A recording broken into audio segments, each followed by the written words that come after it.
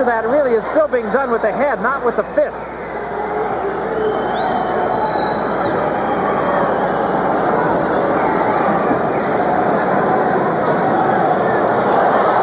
And Hagler that time hitting on the break, apologizing to Marvin, to Vito Antuofermo. To say that Vito Antuofermo is game would be to make a great understatement. Yeah, he is a mauling, brawling type of fighter who never gives up. He's just very brave in that. I think we mentioned earlier he has been cut in every fight that he's had, with one exception, and that was a fight that he lost in a 15-round decision. We're going back to Antuofermo's corner. I don't think let's take a look at the knockdown here. After using his jab, Hagler had Antuofermo very jab conscious, and he came across with the left hand. There's a jab right over the eye. It's a good straight jab, a right jab. That one was a little bit lower under the eye. And obviously Antuofermo has to be very conscious, and there was a left hand, a short, straight left hand, as Antuofermo was looking again for that right jab. Here it is from another angle, I believe. There's the right hand over the eye, the right under the eye, and now watch that left hand, a straight left hand. And I think, having seen it now, it looked like he caught Antuofermo coming in and a little bit off balance. It wasn't a devastating blow, and obviously for the rest of the round, there weren't any serious effects on Antuofermo. As we said, it seemed to just stun him more than it did hurt him. I don't think I've ever seen a fighter like Antuofermo who went further with his will and so little skill. I don't think there's any question about it. The first round butt, of course, having a profound effect on the fight, although right at this juncture of the fight you would have to say that it's Marvin Hagler's fight regardless. The blood really has not so much gotten in the eyes of Vito Antuofermo. And Marvin Hagler, if you notice, is boxing a lot now. He's from the outside coming in, and as we said before, jabbing and coming across with that effective left. Looks as though there could be a little bit of a cut on the brow now, the left eye of Vito Antuofermo too, although that may just be blood from the top of the head. This fight is beginning to resemble a fight I saw many years ago, the second Sugar Ray Robinson-Basilio fight, in which Basilio's left eye looked like a gargoyle. It was closed early on. Well, you saw that right hand by Marvin Hagler, and Antuofermo now is cut under the right eye. Antuofermo is being beaten to the punch at all times.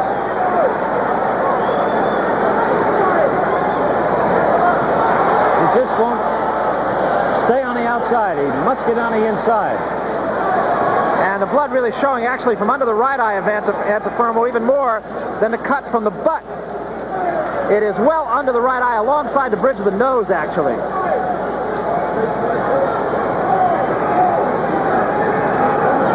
Antuofermo also has a swelling now around the right eye. It's kind of black and blue down below this. See it? And bleeding from below that. Yeah.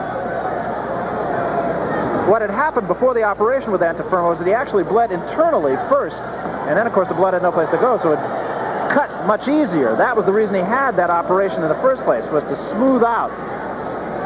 I think he's opened it now. This supraorbital ridge above his eyes. Yes. How's that for a non-doctor? You know your anatomy quite good, don't you, Barry? Don't you believe it? I read books.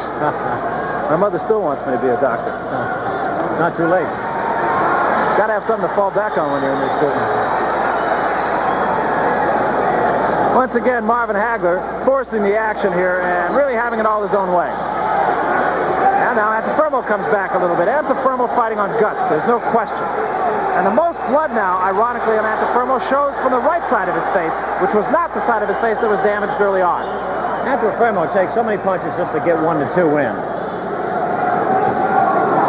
Once again, it looks like another headbutt. Oh, now Antuofermo seemed to deliberately butt him.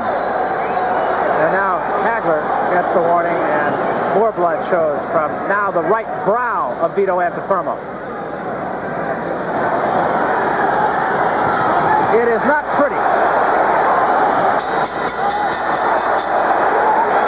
End of round 4.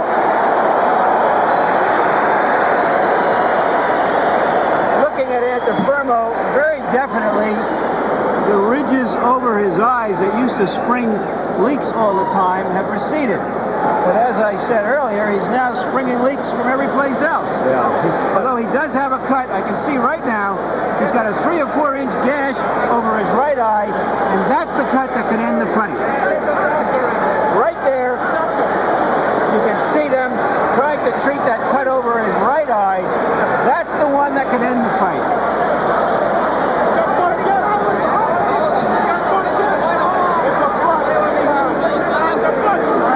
and once again there is a discussion raging. Freddie Brown has been arguing with Davy Pearl, and again Freddie Brown says the fight is over, and Davy Pearl says the fight should go on. There's the Freddie Brown, I heard him say disqualify him, meaning Hagler, disqualify Hagler. They ought to leave it up to the fighter at this point. And now you heard Davy Pearl said he quits. Marvin Hagler's hand is raised. Vito Antuofermo does not like it.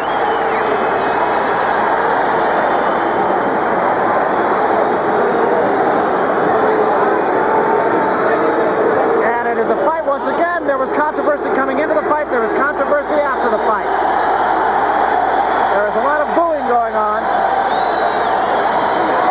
Marvin Hagler dances. There's Robbie Sims, his brother. Steve Wainwright around him. Freddie Brown, the trainer, seemed to be very unhappy about Hagler. He's attempting to blame Hagler for the butting. But it's just unfortunate. That's the style of Vito coming in that way, and it's going to happen. I don't think there's any question but that the first butt was an accidental butt. There's little question about that. No, that was Now, there were a accidental, couple in this round that I guess could be open to interpretation, but nonetheless, it was the first one that really did the damage. Yeah. Let's take a look again. Just 45 seconds into the fight, here is what happened. Antuofermo on the right now. He'll lunge, and he'll hit the side of the head right there. That's it. You can see him just jolt his head back.